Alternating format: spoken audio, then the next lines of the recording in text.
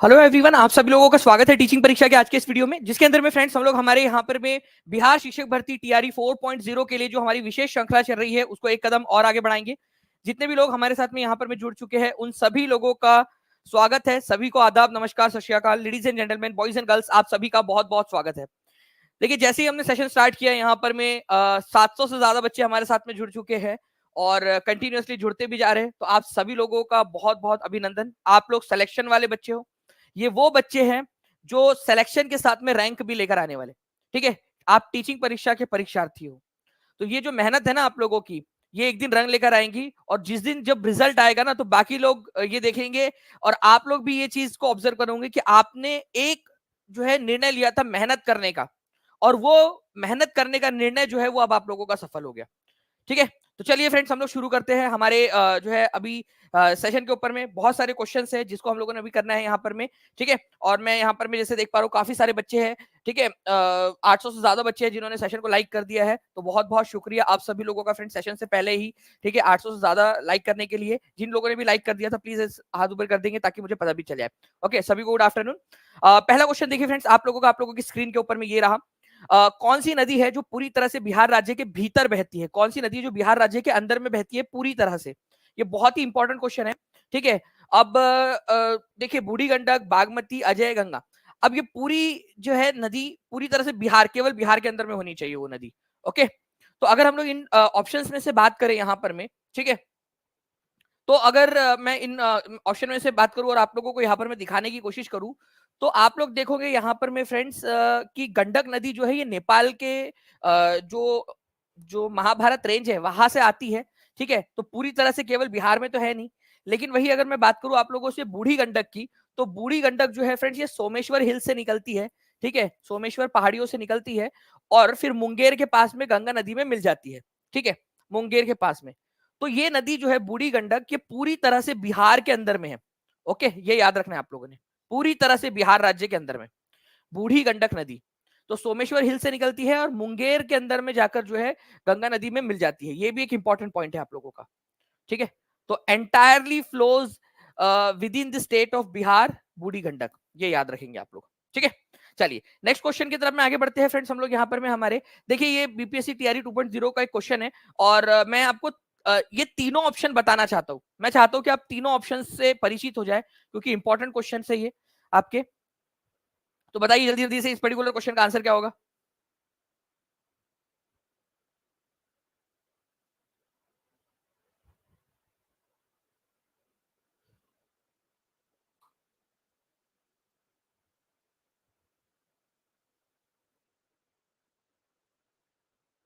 चलिए, तो देखिए फ्रेंड्स, यहाँ पर मैं आप लोगों के जैसे आंसर आने लग रहे हैं। ठीक है, कि कौन सी नदी है, कौन सा वाला जो पवन है और विंड सिस्टम है जो आप लोगों का सहारा रेगिस्तान से, ठीक है, मेडिटेरियन सी, भूमध्य सागर की तरफ में जाता है। अगर मैं एक हल्का सा रफ मैप भी बनाने की कोशिश करूं तो ये है अफ्रीका आप लोगों का, और यहाँ पर में है सहारा रेगिस्तान। तो ऐसी कौन सी वाली आपकी हवाएं है जो इधर से, ठीक है, क्योंकि यहाँ पर में आपका मेडिटेरियन, ठीक है, मेडिटेरियन जो है सी है आपका भूमध्य सागर, तो मेडिटेरियन सी की तरफ में जो है वो पवनें बहती है इस तरीके से। ठीक है, तो कौन सी है, हार्मेटन, सिरोको या चिनुक? चिनुक की अगर मैं बात करूं फ्रेंड्स, आप लोगों को हमेशा पता होना चाहिए कि चिनुक जो है वो नॉर्थ अमेरिका के अंदर में बहती है, नॉर्थ अमेरिका में, तो अमेरिका में बहती है ये, ना कि अफ्रीका में। तो ये ऑप्शन तो आप लोगों का एलिमिनेट हो गया। चिनूक कहां पर में बहती है? ये गर्म हवाएं है जो नॉर्थ अमेरिका में बहती है। उसके बाद में अगर मैं बात करूं सिरोक्को और हार्मेट्टन की, तो ये दोनों के दोनों आप लोगों की कहां पर में है? ये आप लोगों को मिल जाएंगी अफ्रीका के अंदर में। और जहां तक बात करें हम यहाँ सहारा रेगिस्तान से भूमध्य सागर या फिर मेडिटेरियन सी की तरफ में जाने वाली जो हवाएं है उनको सिरोक्को कहा जाता है। ठीक है, क्या कहा जाता है उसको? सिरोक्को। अब ये हार्मेट्टन कहां पर में है फिर? तो हार्मेट्टन भी आप लोगों को दिखा देता हूँ फ्रेंड्स मैं। ये आपका अफ्रीका है। ये देखो सिरोक्को यहाँ पर में हो गई। सिरोक्को जो है वो सहारा रेगिस्तान से भूमध्य सागर की तरफ में जा रही है। हार्मेट्टन जो है फ्रेंड्स ये मध्य अफ्रीका से, ठीक है, सहारा रेगिस्तान के दक्षिणी भाग से ये कहां पर में जा रही होती है? ये जा रही होती है आपकी अटलांटिक ओशन की तरफ में, अटलांटिक ओशन की तरफ। ठीक है, तो हरमेट्टन जो है ये सहारा रेगिस्तान के दक्षिणी भाग से ये जाती है अटलांटिक ओशन, यहाँ पर में एस शेप का जो अटलांटिक ओशन है ना आपका, उधर साइड में जाती है हरमेट्टन। ठीक है, तो ये है आप लोगों की हरमेट्टन। तो ये दोनों ही याद रखना आप लोगों ने, एग्जाम में पूछा गया है, इसीलिए आप लोगों को बता रहा हूं, आगे में पूछा जा सकता है। केवल 4 मिनट के अंदर में फ्रेंड 1400 से ज्यादा बच्चे हमारे साथ में यहाँ पर में जुड़ चुके हैं, ठीक है। और आप लोगों ने जो है 1100 से ज्यादा 1161 लाइक्स आप लोगों ने कर दिया, अब 1165 हो चुके हैं। बहुत बहुत शुक्रिया आप सभी लोगों का, ठीक है। तो ये पूरी की पूरी चीज थी फ्रेंड्स। चिनुक कहां पर में है, तो ये याद रखना है, चिनुक कौन से वाले महाद्वीप में है, आप लोग लिखोगे, जल्दी जल्दी से लिखिए, चिनुक कौन से वाले महाद्वीप के अंदर में, हर एक बच्चा जल्दी से लिख देगा चिनुक के बारे में, ठीक है। चलिए नेक्स्ट क्वेश्चन की तरफ में आगे बढ़ते हैं फ्रेंड्स। हम लोग यहाँ पर में पूरी की पूरी जो लिस्ट है आप लोगों को मिल जाएंगी। फोहेन कहां पर में मिलती है, एल्प्स में, एल्प्स फ्रांस एल्प्स के अंदर में बहती है, ये याद रखेंगे आप सभी लोग, ओके।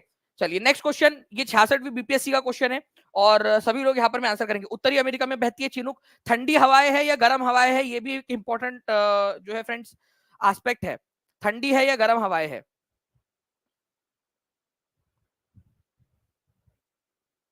अब मैं आप लोगों को जो है फ्रेंड्स कुछ बहुत ही इंपॉर्टेंट वाले क्वेश्चंस आप लोगों को अभी करवाने वाला हूं, तो उसको भी अच्छे से देखिएगा आप सभी के सभी लोग।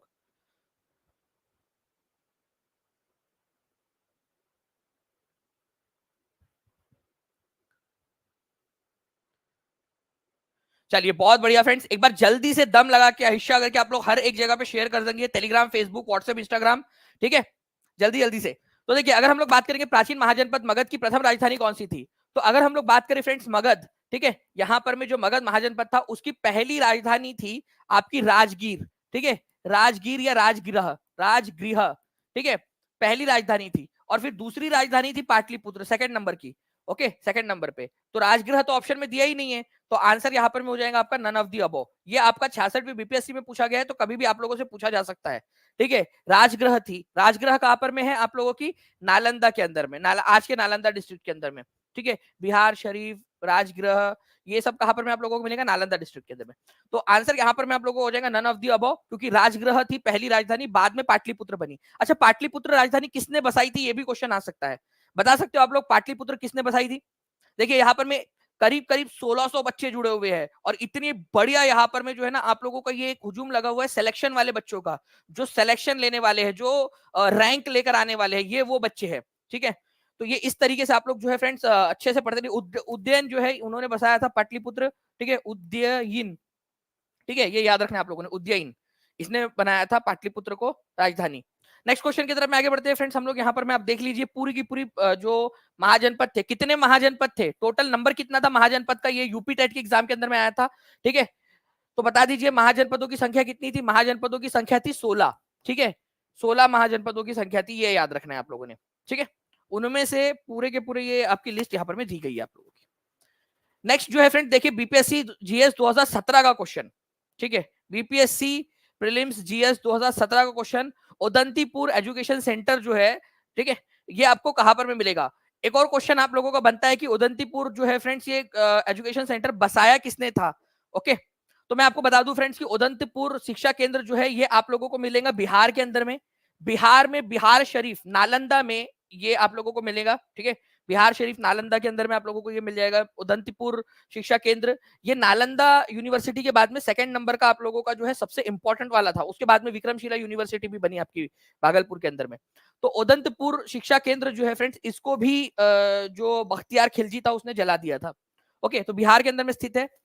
आपको पता होना चाहिए फ्रेंड्स भारत के अंदर में, ठीक है, काफी सारे राजवंशों का शासन रहा है, उनमें से एक थे पाल राजवंश, ठीक है, बंगाल के पाल राजवंश, इधर साइड में उनका शासन था पाल लोगों का।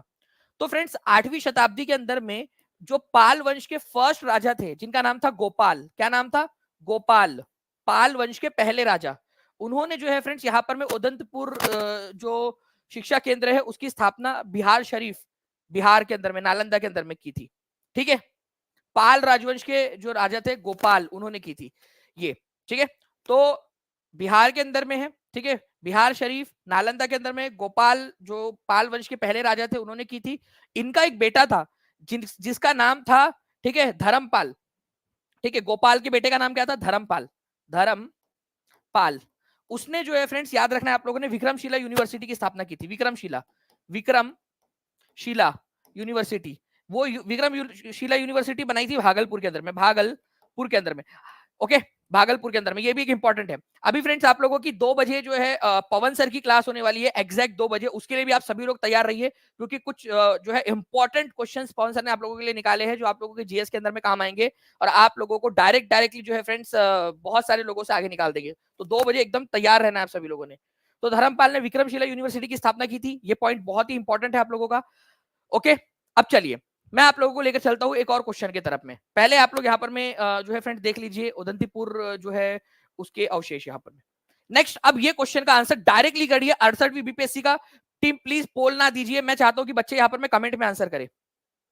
इसका पोल ना दीजिए, बच्चे डायरेक्टली कमेंट के अंदर में आंसर करें। ठीक है, देखते कितने लोग, क्योंकि 68वीं बीपीएससी का क्वेश्चन दे रहा हूं आप लोगों को, अधिकारी बनोगे आप लोग इससे। ठीक है, कई हजारों हजारों शिक्षक आपके अंडर में रहेंगे, तो आप डायरेक्ट अधिकारी बनने वाली बीपीएससी की एग्जाम का क्वेश्चन आप लोगों को दे दिया है, और आप लोगों को समझ में भी आ गया होगा। 1496 लाइक्स हो चुके हैं फ्रेंड, 4 लाइक्स दूर है हम लोग 1500 से। जल्दी जल्दी से सेशन को लाइक भी करते रहेंगे आप सभी लोग। बहुत बढ़िया। तो देखिए फ्रेंड्स, अगर मैं बात करूं विक्रमशिला विश्वविद्यालय की स्थापना किसने की थी, यहाँ विक्रमशिला पूछा है आप लोगों से, तो आंसर हो जाएगा धर्मपाल। ठीक है, अभी आपको बताया विक्रमशिला यूनिवर्सिटी कहां पर में है, जल्दी बताइए यहाँ पर में कौन से वाले डिस्ट्रिक्ट के अंदर में है। ठीक है, डिस्ट्रिक्ट कौन सा डिस्ट्रिक्ट है जहां पर में ये मिलेंगे आपको विक्रमशिला। ठीक है, तो विक्रमशिला यूनिवर्सिटी आप लोगों को मिलेगी फ्रेंड्स भागलपुर के अंदर में, भागलपुर के अंदर में। ठीक है, ये एक इंपॉर्टेंट पॉइंट है आप लोगों का। गोपाल की बात करेंगे तो गोपाल ने उदंतपुर जो आप लोगों का केंद्र था उसकी स्थापना की थी। ये एक इंपॉर्टेंट पॉइंट आप लोगों का बन जाता है। ठीक है, चलिए नाउ फ्रेंड नेक्स्ट क्वेश्चन की तरफ मैं आप लोगों को लेकर चलता हूं मैं, और उसके बाद में मैं आप लोगों को एक बहुत ही इंपॉर्टेंट वाला, ये आप लोगों को समझ में आ गया है, उससे पहले मैं आप लोगों को यहाँ पर मैं एक ट्रेलर दिखाना चाहूंगा। आप सभी लोग देखिए, उसके बाद में ताबड़तोड़ क्वेश्चंस की तरफ में हम लोग आगे बढ़ेंगे। ताबड़तोड़ क्वेश्चंस आंसर, क्वेश्चन आंसर मैंने आप लोगों को कुछ करवाने हैं। ठीक है, लगातार आप लोगों को 10 क्वेश्चन, एक नया एक्सपेरिमेंट हम लोग करने वाले हैं, तो आप लोग सभी लोग जुड़े रहिएगा। इसके बाद में मैं लगातार 10 क्वेश्चन आपको कराऊंगा जो मोस्ट इंपॉर्टेंट क्वेश्चन है आप लोगों के। ठीक है, तो ये अब एक ट्रेलर देखिए इसको पहले, और फिर बताइएगा कैसे बना है।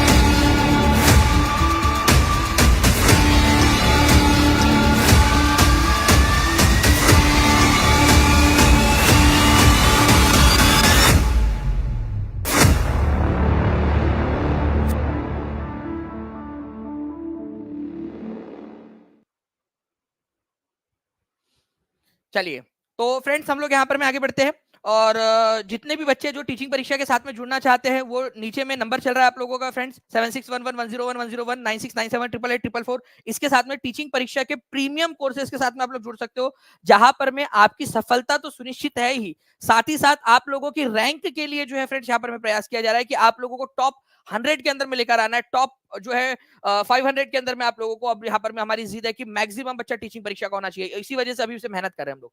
चलिए, अब हम लोग यहाँ पर में जो है फ्रेंड ताबड़तोड़ क्वेश्चंस की तरफ में हम लोग यहाँ पर में अब आगे बढ़ेंगे। सभी के सभी जो है एक बार यहाँ पर में अब बिल्कुल जुड़ जाइए एकदम अच्छे से।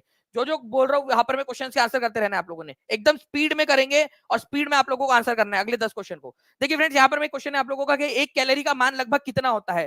ठीक है, देखिए 1 कैलोरी को अगर आप लोगों ने कन्वर्ट कर दिया तो 1 कैलोरी कितना बन जाती है। देखिए कैलोरी जो है फ्रेंड्स आप लोगों को पता है कि ये आप लोगों का क्या है, ये एक हीट एनर्जी है। ठीक है, तो मैकेनिकल एनर्जी जूल के अंदर में कितना जूल बन जाएंगी यहाँ पर में 1 कैलोरी, मतलब जल्दी से बता दीजिए आप सभी लोग। ठीक है, तो 1 कैलोरी का मतलब होता ही है उतनी अमाउंट ऑफ एनर्जी। ठीक है, उतनी अमाउंट ऑफ एनर्जी जो कि आपका टेम्परेचर को, ठीक है, 1 ग्राम पानी को 1 डिग्री सेल्सियस बढ़ाने में जो है मदद करती है। तो ओके, अगर उसको जूल में कन्वर्ट करें हम लोग तो कितना जूल हो जाता है ये आप लोगों का, ये हो जाएगा फ्रेंड्स आप लोगों का 4.1868 जूल। इसको आप लोग अप्रोक्सीमेटली 4.2 जूल लिख देते हो। ठीक है, जूल, तो ये आप लोगों को याद रखना, ये एनर्जी का यूनिट है जूल, मैकेनिकल एनर्जी का। तो अगर आप कैलोरी की बात करेंगे, ठीक है, तो एक कैलोरी मतलब 4.1868 जूल होती है, जिसको आप लोग अप्रोक्सीमेटली 4.2 जूल लिख सकते हो। ये बहुत ही इंपॉर्टेंट क्वेश्चन है, इसको याद रखिएगा। एक कैलोरी का मतलब कितना होता है? मान लीजिए आपने चुल्लू भर पानी लिया, डूब मरने के लिए नहीं, ठीक है, एक्सपेरिमेंट करने के लिए, डूब नहीं मरना है, ठीक है। 1 ग्राम पानी लिया आप लोगों ने, ठीक है, 1 ग्राम पानी। इस पानी का जो तापमान है मान लीजिए 20 डिग्री सेल्सियस है, ठीक है। अब इस 20 डिग्री सेल्सियस से बढ़ाकर आप लोगों को करना है 21 डिग्री सेल्सियस, 21 डिग्री सेल्सियस। तो जितनी एनर्जी लगेगी आप लोगों को, ठीक है, वो एनर्जी है 1 कैलोरी, ठीक है। तो 1 कैलोरी का मतलब होता है amount of energy to increase 1 gram of temperature of 1 gram of water by 1 degree Celsius, ठीक है। तो 1 डिग्री सेल्सियस से बढ़ाने के लिए आप लोगों को जितनी एनर्जी की जरूरत होती है, ठीक है, वो 1 कैलोरी होती है, ठीक है। और अगर जूल में कन्वर्ट करोगे तो 4.1868 जूल इसका जो है यहाँ पर में रूपांतरण होता है। तो ये याद रखना है आप लोगों ने, बहुत ही इंपॉर्टेंट क्वेश्चन आप लोगों का बनता है। नेक्स्ट क्वेश्चन की तरफ में हम लोग आगे बढ़ते हैं फ्रेंड्स आप लोगों के, ठीक है। तो ये देख लीजिए आप लोग। Next question, what is the value of gravitational acceleration at equator?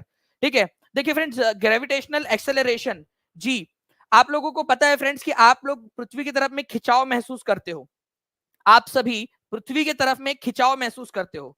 उसकी एक जो है वो अलग अलग जगहों पे, ठीक है, अलग अलग एरियाज पर, अलग अलग प्लेनेट पर, ठीक है, ब्रह्मांड में अलग अलग जगह पे इसकी एक अलग अलग वैल्यू है।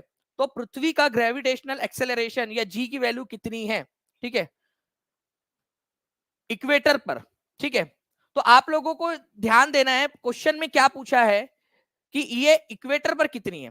अब ध्यान से समझिएगा आप लोग, एक बात मैं आप लोगों को बता रहा हूं, जो आप लोगों की ग्रेविटेशनल एक्सेलरेशन है आपका जी की वैल्यू, ठीक है, गुरुत्वीय त्वरण जी जो है आप लोगों का, ये क्या होता है, ये आपका इक्वेटर के ऊपर में, ठीक है, इक्वेटर के ऊपर में सबसे कम होता है और पोल पर सबसे ज्यादा होता है, ठीक है। तो ये याद रखिएगा आप लोग। तो जैसे जैसे आप मान लीजिए कि यहां पर में हो आप लोग, ओके, इक्वेटर पर यहां पर में आप खड़े हो, तो यहां पर में जो आप पृथ्वी का खिंचाव महसूस करोगे वो कितना होगा आप लोगों का, वो होगा 9.798, ठीक है, 9.798 ये होगा आप लोगों का इक्वेटर पर। लेकिन जैसे ही आप चले जाओगे फ्रेंड्स पोल के ऊपर में, ठीक है, पोल पर यहां पर में आप पहुंच गए, तो यहां पर में जो आपको पृथ्वी का जो गुरुत्वीय खिंचाव महसूस होगा वो होगा 9.863, ठीक है, 9.863। ये बहुत ज्यादा डिफरेंस नहीं है, इसलिए हम लोग फील नहीं कर पाते, लेकिन एक्चुअल में ये डिफर है। और हम एवरेज के तौर पर एवरेज इसको लिख देते हैं, ठीक है, एवरेज इसको लिख देते हैं 9.8 मीटर पर सेकेंड स्क्वायर, ठीक है, एवरेज लिख देते, इन दोनों का एवरेज लिख देते, पोल और इक्वेटर का। तो आप लोगों को ये चीज ध्यान रखनी है, देखिए मैं बता रहा हूं आप लोगों को कि इक्वेटर के ऊपर में आपका जो वेट आप लोग गिरोगे, क्योंकि यहाँ जी की वैल्यू कम है तो हल्का सा कम आएगा आपका वेट, और अगर आप पोल पर जाके गिरोगे तो आपका वेट थोड़ा ज्यादा आएगा, ठीक है। तो गर्ल्स, अगर मान लीजिए कि दिल को सुकून देने के लिए ये ख्याल भी अच्छा है गालिब, वो वाली बात आपने करनी है, तो पहले जो है, ठीक है, इक्वेटर के एकदम पास में जाओ, वहां पर में जाकर अपना वजन करो, मैं तो पतली हो गई, ठीक है। और लड़कों, अगर तुमको किसी को वेट बढ़ाना है अपना, तो पोल पर जाके वेट करो, थोड़ा हल्का सा ज्यादा आएगा, ठीक है, तुम्हारा वेट। तो याद रखना है कि जी की वैल्यू, ठीक है, यहां पर में मैक्सिमम होती है, ठीक है, और इक्वेटर के पास में ये मिनिमम होती है।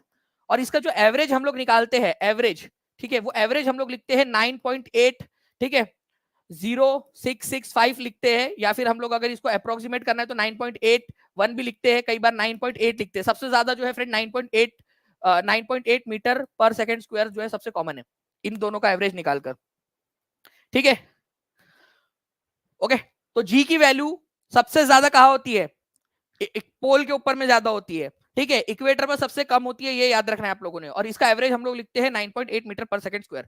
चलिए, तो अब आप लोगों से पूछ लिया जाए कि भाई आप लोग जो है वेट कर रहे हो, ठीक है, अपना वजन कर रहे हो, तो आपका वजन सबसे ज्यादा कहां पर में फील होगा, इक्वेटर पर या आपके पोल के पास में? जल्दी बताइए आप लोग, ठीक है, कहां पर में होगा? पोल्स के पास, नॉर्थ पोल या साउथ पोल, जो भी ले लीजिए आप लोग। सर जी, टीचिंग परीक्षा का जलवा था, है और रहेगा, टीआरई 4 में रैंक का जलवा रहेगा। बिल्कुल सलीम जफर जी, बिल्कुल रहेगा। और आप देख लीजिएगा यहाँ पर में कि हम लोग अब यहाँ पर में सिलेक्शन तो करवाना ही है, साथ ही साथ अब रैंक भी लेकर आना, अब ये जिद है, ठीक है। चलिए, हम लोग आगे बढ़ते हैं फ्रेंड्स। यहाँ पर में हमारे इस क्वेश्चन को आप लोगों ने समझ लिया है, ओके। अब मैं आप लोगों से पूछता हूं एक और क्वेश्चन इसी से रिलेटेड। मैंने आपसे कहा था कि मैं ताबड़तोड़ आप लोगों से क्वेश्चन पूछूंगा, ये क्वेश्चन का आंसर आप लोग करिए जल्दी जल्दी से। देखिए,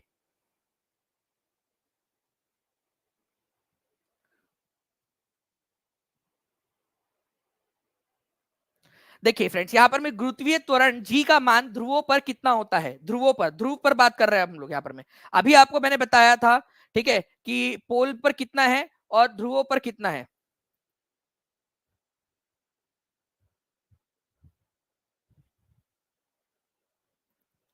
चलिए बहुत बढ़िया फ्रेंड्स, देखिए आप लोगों के यहाँ पर में आंसर्स आने स्टार्ट हो गए हैं, ठीक है। तो हम लोगों ने यहाँ पर में पोल पर, अभी पिछले लेक्चर के अंदर में हमें, पिछले क्वेश्चन में हम लोगों ने पोल पर देखा तो 9.798, ठीक है, 9.798 ये आप लोगों का था इक्वेटर के ऊपर में, इक्वेटर पर। और वही अगर मैं पोल की बात करूं तो पोल के ऊपर में हो जाएगा ये 9.863 मीटर पर सेकंड स्क्वायर, ठीक है, ये पोल्स के ऊपर में हो जाएगा आप लोगों का।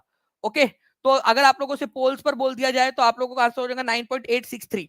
ओके, इंपॉर्टेंट पॉइंट है, एग्जाम के अंदर में पूछा जा सकता है। 2200 के करीब बच्चे यहाँ पर मैं देख रहे हैं फ्रेंड्स, 1799 लाइक हो गए हैं। जल्दी जल्दी से सेशन को आगे बढ़ाते रहेंगे आप सभी लोग। C is the correct answer. Okay, तो 9.863 ये आप लोगों का पोल पर सबसे अधिक होता है। अच्छा चलिए, अब मैं डायरेक्टली अब नेक्स्ट क्वेश्चन की तरफ मैं आप लोगों को लेकर चलता हूँ फ्रेंड्स। इस क्वेश्चन का आंसर तो हर एक बच्चा कर ही देगा अभी, मुझे ऐसा उम्मीद है आप लोग हर कोई बच्चा जल्दी से कर देगा इस क्वेश्चन का आंसर। जल्दी से बताइए आप लोग।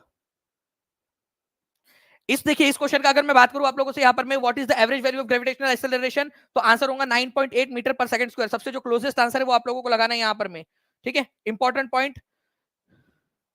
ओके, चलिए, तो 9.8 metre per second square is the answer, C is the correct answer. Next question की तरफ में हम लोग आगे बढ़ते हैं फ्रेंड्स। यहाँ पर मैं आप लोगों के, देखिए यहाँ पर मैं बोला गया which group blood group is known as universal donor. Exam के अंदर में कई बार एग्जाम के अंदर में आया हुआ क्वेश्चन है आप लोगों का, जल्दी बताएंगे आप लोग कि यूनिवर्सल डोनर किसको कहा जाता है। जितने भी बच्चों ने अब तक टीचिंग परीक्षा चैनल को सब्सक्राइब नहीं किया है, चैनल को सब्सक्राइब करके बेल आइकन जरूर दबा दीजिए। और जो भी चाहते हैं अपना सिलेक्शन सुनिश्चित करना, जब तक एग्जाम नहीं हो जाती तब तक आपके पास में आपका कोर्स रहने वाला है। हमें जब तक एग्जाम नहीं हो जाती तो डरने की जरूरत नहीं है वैलिडिटी से। तो जो जितना जल्दी जो है एनरोल करके पढ़ाई स्टार्ट कर देगा उतना ज्यादा उसके लिए अच्छा है। तो जो भी बच्चा टीचिंग परीक्षा के साथ में जुड़ना चाहता है, 7611101101 96978844 इस नंबर पे कॉल कर सकते हैं, या व्हाट्सएप कर दीजिए अगर कॉल ना लगे तो, या फिर आप टीचिंग परीक्षा का ऐप डाउनलोड करके वहां पर में भी जा सकते हो, वहां पर में भी आपको सारी जानकारी मिल जाएगी, ठीक है। चलिए नाउ फ्रेंड्स, यहां पर मैं आप लोगों को बताऊं कि यूनिवर्सल डोनर जो किसी को भी जो है ब्लड दे सकता है, यूनिवर्सल डोनर, तो वो है आप लोगों का ओ निगेटिव। ओ निगेटिव, ये याद रखना है आप लोगों ने। यूनिवर्सल डोनर सबको दे सकता है, कोई भी ब्लड ग्रुप हो सबको दे सकता है यहाँ पर ब्लड। ये वही अगर आपसे बात करें यूनिवर्सल रिसीवर कौन होता है, जो किसी से भी ब्लड ले सकता है, यूनिवर्सल रिसीवर, तो वो है ए भी पॉजिटिव, ठीक है, ये रिसीवर है, ठीक है, जो किसी से भी ब्लड ले सकता है। ओके, तो ये यूनिवर्सल रिसीवर है और ये यूनिवर्सल, ठीक है, यहाँ पर में आप लोगों का डोनर है, ये भी याद रखेंगे आप सभी लोग, डोनर ओ नेगेटिव। तो है क्या यहाँ पर में कोई आपका यहाँ पर ओ नेगेटिव वाला, हाथ ऊपर कर दीजिए। और आपका ब्लड ग्रुप क्या है ये भी आप लोग बता सकते हो कमेंट के अंदर में, आप लोगों का क्या ब्लड ग्रुप है, आप लोगों का कौन सा ब्लड ग्रुप है, जितने भी बच्चे देख रहे हैं यहाँ पर में बता दीजिए जल्दी जल्दी से। चलिए नेक्स्ट क्वेश्चन की तरफ हम लोग आगे बढ़ते हैं फ्रेंड्स। आप लोगों के और भी बहुत सारे क्वेश्चन है जो मैंने आप लोगों को कंटिन्यूअसली यहाँ पर में करवाने हैं, ठीक है। अब एक और यहाँ पर में हम लोग स्टार्ट करते हैं, ठीक है। चलिए अब बताइए यहाँ पर में आप लोग मुझे कि आप लोगों को आंसर दिख रहा है, तो आंसर में यहाँ पर मैं छुपा लेता हूँ जी। तो देखिए फ्रेंड्स, एक चीज आप लोगों को बता दूं, जितने भी बच्चे यहाँ पर में देख रहे हैं ना, ठीक है, इस क्वेश्चन को आंसर आप लोग एकदम फास्ट आप लोगों ने करना है। लोक लेखा समिति की स्थापना कब की गई थी, तो लोक लेखा समिति, ये एक इंपॉर्टेंट क्वेश्चन है। अब देखिए यहाँ पर में जो बच्चे देख रहे हैं ना, मैं आप लोगों को बताना चाहूंगा कि आप लोग वो बच्चे हैं जो सिलेक्शन लेकर आएंगे, आप लोग वो बच्चे हैं जो मेहनत कर रहे हैं अपनी माँ के लिए, अपने पिता के लिए।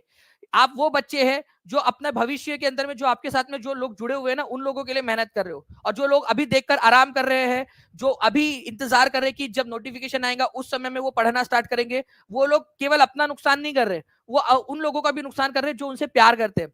आप लोग उन लोगों का ध्यान रख रहे हो जो आप लोगों से प्यार करते हैं। ये आपकी जो मेहनत है ना, ये आपको, आपके परिवार को जो है आगे जाकर सुख देने वाली है, आपके बच्चों को सुख देने वाली है, आपसे जो लोग आपसे प्यार करते हैं उनको सुख देने वाली है। तो ये जो आज आप कष्ट कर रहे हो, नहीं मन करता है क्वेश्चन का आंसर करने का, नहीं मन करता दिमाग को जो है तकलीफ देने का, लेकिन फिर भी आप दे रहे हो, तो ये होती है आगे बढ़ने वाली बात, ये होती है सिलेक्शन लेने वाली बात। ओके, देखिए लोक लेखा समिति की स्थापना कब की गई थी, तो लोक लेखा समिति की अगर बारे में बात करूं आप लोगों से, पूरा का पूरा आप लोगों को इसके बारे में मैं बताऊंगा फ्रेंड्स, ठीक है। तो लोक लेखा समिति, या जिसको आप लोग पब्लिक अकाउंट्स कमेटी बोलते हो ना, ठीक है, ये कमेटी जो है फ्रेंड्स, इसकी स्थापना 1921 में की गई थी। ये सबसे पुरानी कमेटी है हमारे पार्लियामेंट की, सबसे ओल्डेस्ट कमेटी, सबसे पुरानी कमेटी है, ठीक है, पार्लियामेंट की।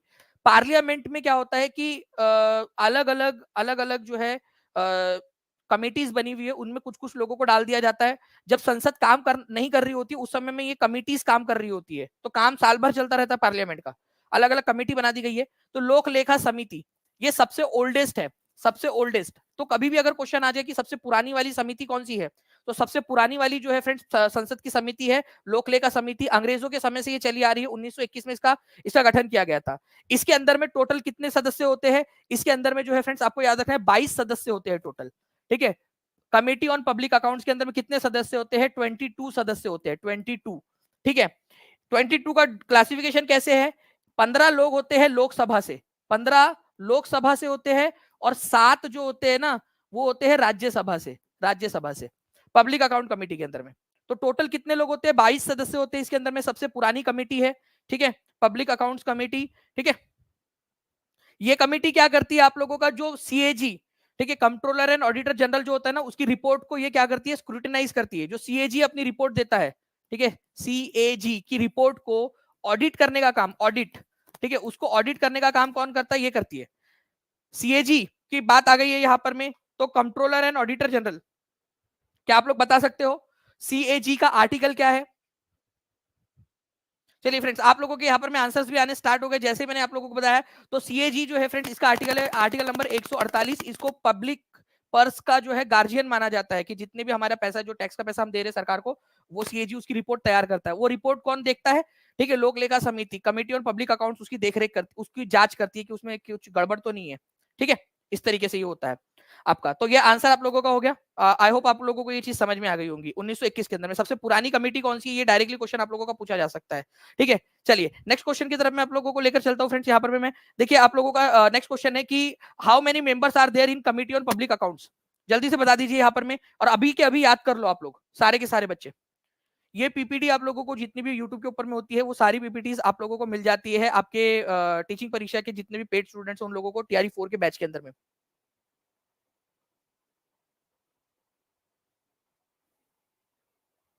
चलिए 1968 यहाँ पर में लाइक्स हो चुके हैं फ्रेंड्स। यहाँ पर जल्दी जल्दी से सेशन को और आगे बढ़ाते रहेंगे। अभी जो है पवन सर की क्लास है मैथ्स की, एक बहुत ही बढ़िया वाली क्लास सर लेने वाले हैं। तो सभी बच्चे वो मैथ्स की क्लास जरूर देखिएगा आप लोग। तो आंसर क्या हो जाएगा, how many members are there in committee और पब्लिक अकाउंट्स। तो यहाँ पर में हो जाएंगे फ्रेंड्स 22। इसका क्लासिफिकेशन लिख दीजिए जल्दी जल्दी से, कितने कितने बच्चे यहाँ पर में कहाँ कहाँ पर में जो है फ्रेंड्स कहाँ से आते हैं ये पब्लिक अकाउंट्स कमेटी के अंदर में, ये आप लोग कमेंट करके लिख देंगे जल्दी से, ठीक है। नाउ नेक्स्ट क्वेश्चन की तरफ में हम लोग आगे बढ़ते हैं हमारे।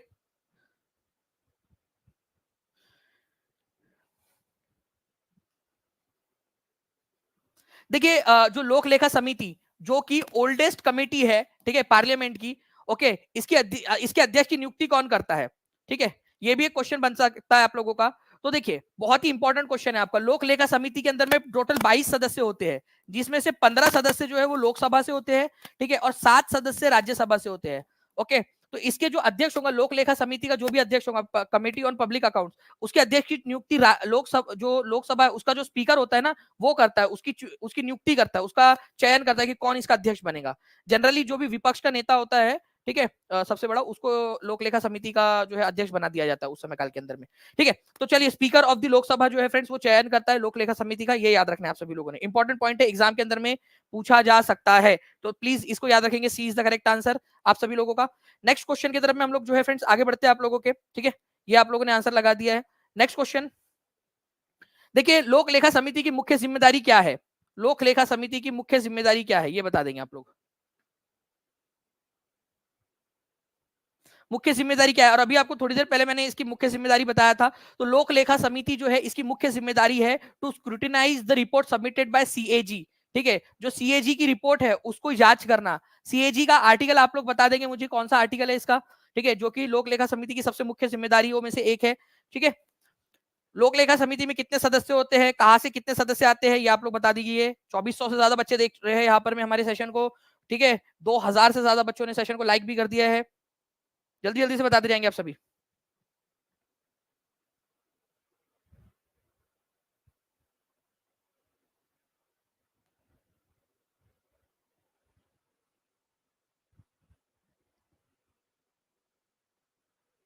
बहुत बढ़िया। देखिए फ्रेंड्स, आप लोगों के कंटिन्यूअसली यहाँ पर में आंसर्स आने स्टार्ट हो गए हैं, ठीक है। तो आंसर आपका ऑप्शन नंबर बी हो जाएगा। नेक्स्ट क्वेश्चन की तरफ में हम लोग आगे बढ़ते हैं। नेक्स्ट क्वेश्चन भी एक इंपॉर्टेंट क्वेश्चन है आप लोगों का, ठीक है, और काफी सारी एग्जाम्स के अंदर में पूछा जा चुका है।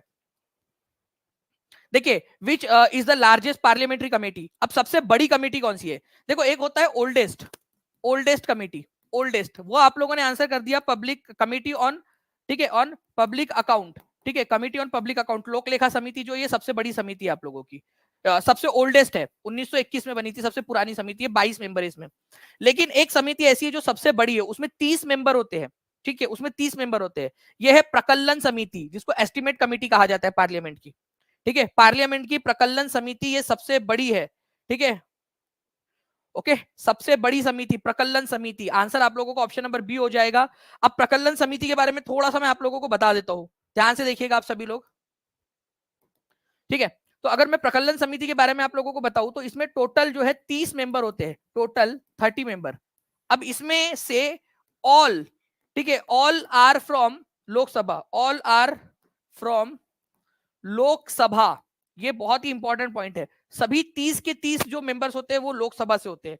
इसका मेन काम क्या होता है प्रकलन समिति का? इसका मेन काम होता है आपके जो बजट बजट बनता है ना, ठीक है, उसके अंदर में जो एस्टिमेट होता है, जो सरकार ने एस्टिमेट बनाया है, ठीक है, उसको एग्जामिन करना कि सरकार ने जो जो पैसा मांगा है बजट में, क्या वो पैसा सही मांगा है या नहीं। तो इसमें सारे के सारे मेंबर्स जो है लोकसभा के ही होते हैं, पूरे 30। और इसके अध्यक्ष का जो चुनाव है वो भी लोकसभा के स्पीकर के द्वारा ही किया जाता है। तो प्रकलन समिति सबसे बड़ी है, इसके सभी सदस्य जो है वो लोकसभा से होते हैं, ये आप लोगों को याद रखना है। इंपॉर्टेंट पॉइंट, एग्जाम के अंदर में कभी भी आप लोगों से पूछा जा सकता है। All 30 members are from Lok Sabha. तो आप लोगों ने क्या सीखा? सबसे ओल्डेस्ट समिति कौन सी है, ठीक है, उसमें कितने मेंबर होते हैं, उसका काम क्या है। आपने देखा कि सबसे बड़ी कमेटी कौन सी है, उसका काम क्या है, उसके मेंबर कितने होते हैं, ठीक है जी हाँ। चलिए, आज जो है फ्रेंड्स 15 जो आप लोगों को 14 सितंबर है आज, और आप लोगों को पता है कि आज जो है राष्ट्रीय हिंदी दिवस, ठीक है, ये मनाया जाता है। तो 14 सितंबर को राष्ट्रीय हिंदी दिवस मनाया जाता है। अब मुझे बताइए कि वर्ल्ड हिंदी डे कब मनाते हैं, या इंटरनेशनल हिंदी डे कब मनाया जाता है, वो आप लोग मेरे को कमेंट करके बताएंगे। चलिए, तो B is the correct answer. Next question की तरफ में आगे बढ़ते हैं फ्रेंड्स। बीपीएससी सीडीपीओ 2021 का क्वेश्चन आप लोगों को आपके सामने ये रहा, ठीक है जी।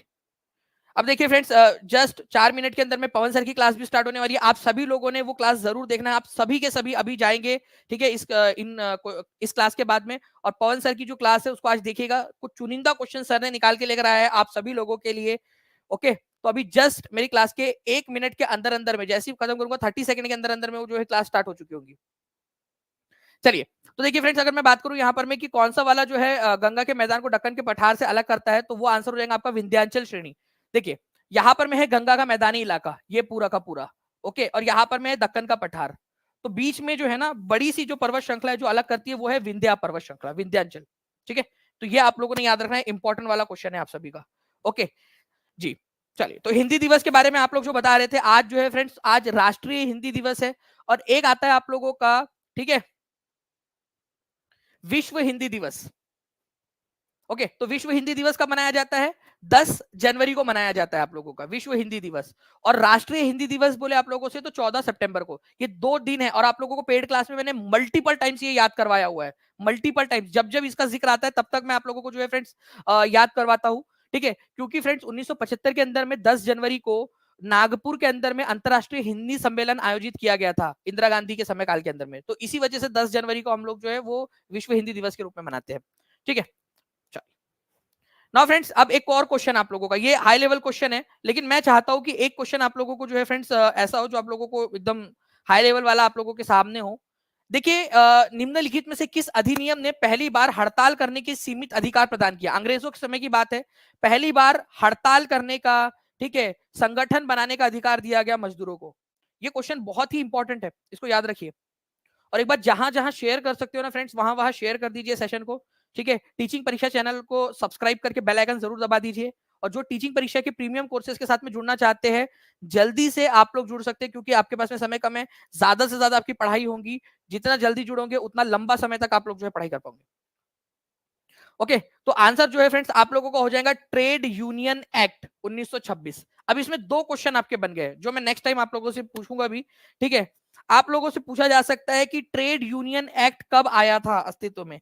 तो यह आया था 1926 में, ट्रेड यूनियन एक्ट, जिसके तहत जो संगठन थे, ठीक है, जो अलग अलग संगठन थे ना, उन संगठन को अधिकार दिया गया आप लोगों का कि वो संगठन क्या कर सकते हैं अब, मिलकर अपनी मांग रख सकते हैं सरकार के सामने। तो पहली बार सीमित अधिकार दिया गया हड़ताल करने का, वो भी शांतिपूर्ण तरीके से। कोई मतलब हड़ताल मतलब ऐसा नहीं करना है कि आपने बहुत ज्यादा तोड़फोड़ कर दी, या फिर आपकी जो पूरा जो है, मान लीजिए कोई फैक्ट्री है, वहां पर में मजदूर जो है वो हड़ताल कर सकते हैं, तो उनको कानूनी अधिकार दे दिया गया। तो ट्रेड यूनियन एक्ट कब आया था? ट्रेड यूनियन अधिनियम 1926 में आया था, ठीक है। तो स्ट्राइक करने का या फिर आप लोगों का हड़ताल करने का, हड़ताल पे जाने का अधिकार दे दिया गया मजदूरों को 1926 के अंदर में। इंपॉर्टेंट पॉइंट है आपका। नाउ फ्रेंड्स, अब मैं आप लोगों को बता दूं कि मैं एक जो है ऐसा ही एक छोटा सा मिनी जो है सेशन आज लेने वाला हूँ, ठीक है, टीचिंग परीक्षा के पेड कोर्स के अंदर में, टीआरई 4 के पेड कोर्स के अंदर में, 4.0 के, जिसके अंदर में मैं आप लोगों को करवाऊंगा जो ट्रेड यूनियन के 3 इंपॉर्टेंट वाली जो चीजें है, ऐसी मिनी सीरीज हम लोग स्टार्ट कर रहे हैं, ठीक है, जिसमें छोटी छोटी जो चीजें होती है जो अक्सर जो है आप लोग भूल जाते हो उनको। तो आज मैं करवाने वाला हूँ, छोटा सा सेशन लूंगा, ठीक है, 15 मिनट का। उसके अंदर में मैं कराऊंगा आप लोगों को, ठीक है, all India trade union Congress, इसके बारे में, ठीक है। फिर उसके बाद में all India trade union federation, ये कैसे बना आप लोगों का, ठीक है। उसके बाद में जो है फ्रेंड्स आप लोगों का Indian national trade union Congress, ठीक है, इनटुक, ये कैसे बना। इन तीनों के बारे में जो भी पॉइंट बन सकते हैं आपके छोटे छोटे से, और उनके ऊपर में जो क्वेश्चन बन सकते हैं, या आज में जो मिनी सीरीज रहेंगी आप लोगों की पेड क्लास के अंदर में, उसमें करूंगा, ठीक है। चलिए, तो हम लोग जो है फ्रेंड्स मिलते हैं, ठीक है, इस लेक्चर के साथ में भी। कल भी हम लोग जो है वाईटी पे मिलेंगे, और आज पेड क्लास के अंदर में जो बच्चे जुड़ना चाहते हो जुड़ सकते हैं। और साथ ही साथ मैं आपको बता दूं, अभी आप लोगों की पवन सर की क्लास है, ठीक है, 2 बज चुके हैं, पवन सर बिल्कुल रेडी है, ठीक है, एकदम अपने जो आप लोगों के मोस्ट इंपॉर्टेंट क्वेश्चन है उनके साथ में। तो अभी जस्ट अभी आप लोग यूट्यूब पे जाइए, ठीक है, पवन सर की क्लास जो चल रही है उसको आप लोग देखिए। पवन सर ने क्लास जो है वो ऑलमोस्ट आप लोगों की स्टार्ट कर दी है। और जो बच्चे टीचिंग परीक्षा के साथ में जुड़ना चाहते हैं, वो नंबर नीचे में चल रहा है, उसके ऊपर में कॉल या व्हाट्सएप आप लोग कर सकते हो। ओके, चलो, thank you very much friends, take care and bye, God bless you all. बहुत बहुत शुक्रिया आप लोगों का इस सेशन को देखने के लिए। और ये याद रखिएगा कि ये सेशन अगर आपने देखा है तो आप अपनी मंजिल की तरफ में एक कदम और आगे बढ़ चुके हो, क्योंकि आज हमने बहुत ही इंपॉर्टेंट वाले क्वेश्चंस किए। ठीक है, चलो, thank you very much friends, bye, thank you.